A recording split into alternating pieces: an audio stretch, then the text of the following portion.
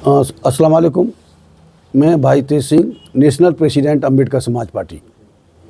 As Ambedkar Samaj Party we are working pan India and we have entered this जन्नत जमी Kashmir also.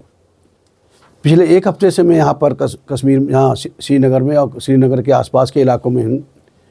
और वहाँ आके मैंने जब लोगों को मिला, उनसे उनकी ग्रीवेंसेस को, उनकी परेशानियों दुश्वारियों को देखा, तो उन्हीं परेशानियों को मैं समअप करते हुए मैं आज आपके सामने मुखातिब हो रहा हूँ।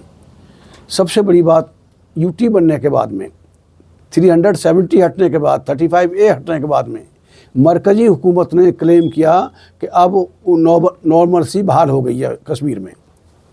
उन्होंने क्लेम किया यूनियन होम मिनिस्टर साहब ने कि अब वहाँ कोई कश्मीर में कोई दिक्कत नहीं, सभी पूरे कश्मीरी आवाम अमन चैन से रह रहा है। लेकिन यहाँ देखने के बाद पता चला तो यहाँ तो इमरजेंसी जैसे हालात हैं, बाहर निकलते हैं तो कर्फ्यू जैसे हालात दिखाई देते हैं।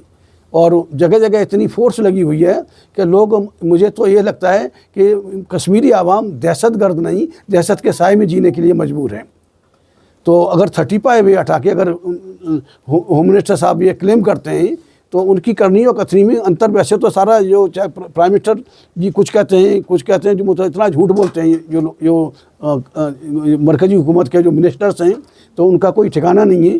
तो अगर वो क्लेम करते हैं कि नॉर्मलसी बाहर हो गई है, तो नॉर्मलसी यहाँ दिखनी भी चाहिए, जो ऐसा नहीं है। दूसरी बात, हाँ अनएम्प्लॉयड में यूथ से भी मिला, और यूथ में रिसेंटमेंट है अनएम्प्लॉयमेंट को लेके, एजुकेटेड यूथ के अंदर। तो उसके लिए स्पेशल कंपोनेंट के तहत यहाँ उनको रोज़गार मुहैया होना चाहिए। और चूँकि कश्मीर वैली को पिछले 35 साल से सप्रेस यहाँ आवाम को सप्रेस किया गया है, विक्टिमाइज़ किया गया है, तो यहाँ पर सारे हालात ख़राब हो गए हैं। बिलो पॉवर्टी लाइन यहाँ का आम जो शहरी है वो बिलो पॉवर्टी लाइन चला गया है।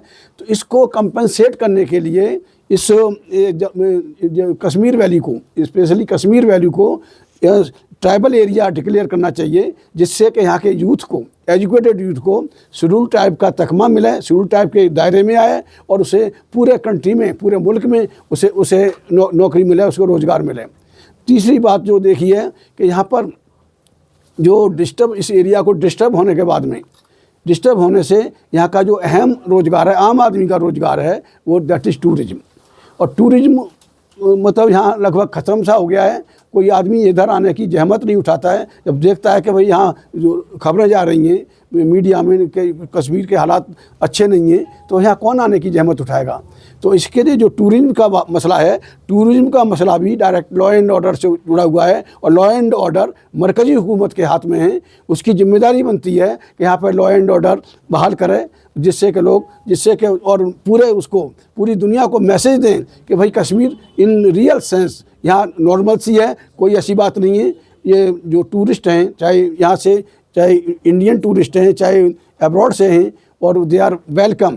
तो जिस तरह, और इसको टूरिज्म इंडस्ट्री डिस्टर्ब होने से यहाँ का जो शिकारा वाला, हाउस बोट वाला, टैक्सी वाला, घोड़े वाला और फेरी वाला, जितने भी जो लोग उससे टूरिज्म इंडस्ट्री से जुड़े हुए हैं, जो 4 महीने में 4 पैसे कमा लेते हैं, जिससे कि वो अब 2 वक्त की रोटी उन्हें मिल सके, तो वो इतने लोग जुड़े हुए हैं इस टूरिज्म इंडस्ट्री से, तो वो डायरेक्टली उसमें भी होम मिनिस्टर साहब की जिम्मेदारी है। यूटी बनने के बाद में होम मिनिस्टर साहब की जिम्मेदारी है कि वो यहाँ नॉर्मलसी बाहर करें और दुनिया को मैसेज दें कि यहाँ इन रियल सेंस नॉर्मलसी यहाँ पे है, ऐसा कोई दिक्कत नहीं है। और मेरा मानना है, जहाँ तक कश्मीरी नौजवानों का मानना है, मेरा मानना है कि 5 वक्त की नमाज़ पढ़ने वाला मतलब मुसलमान कभी आतंकवादी नहीं हो सकता।